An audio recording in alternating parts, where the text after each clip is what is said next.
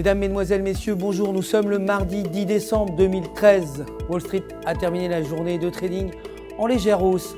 Le S&P 500 a gagné 0,18%, le Nasdaq 0,15% et le Dow Jones a progressé de seulement 0,03%.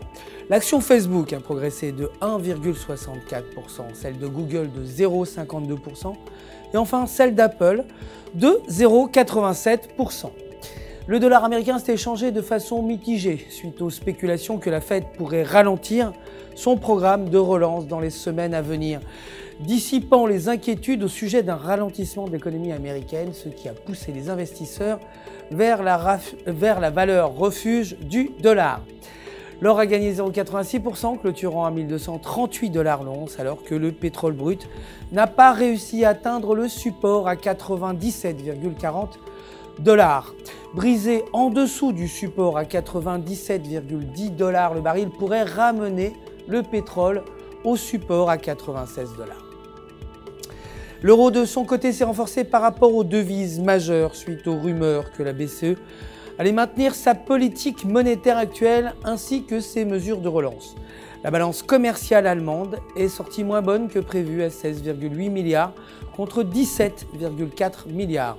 Selon le graphique en données de 4 heures, la tendance de la paire euro-US dollar est fortement haussière et la paire devrait tester à nouveau la résistance à 1,3820. Le RSI se maintient au-dessus de 50 et le cours est au-dessus de la moyenne mobile à 20.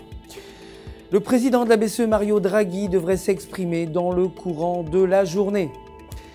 La livre sterling a progressé par rapport au dollar américain après que le gouverneur de la Banque d'Angleterre, Mark Carney, ait déclaré que le redressement économique britannique devra être soutenu pendant un certain temps avant qu'il ne soit assez fort pour résister à un taux d'intérêt plus élevé.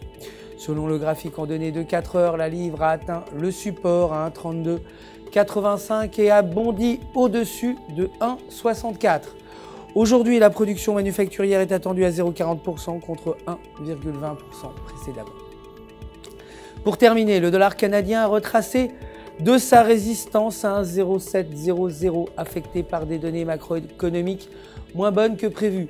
Selon le graphique mensuel, la tendance de la paire dollar américain-dollar canadien est fortement haussière, mais on peut remarquer une forte résistance à 1,0705.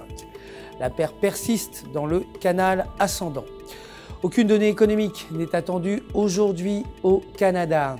Voilà, c'est tout pour aujourd'hui. Je vous retrouve demain matin pour les dernières nouvelles des marchés. D'ici là, bien sûr, restez avec nous, connectés sur www.ufxmarkets.com/fr pour tous vos besoins de trading.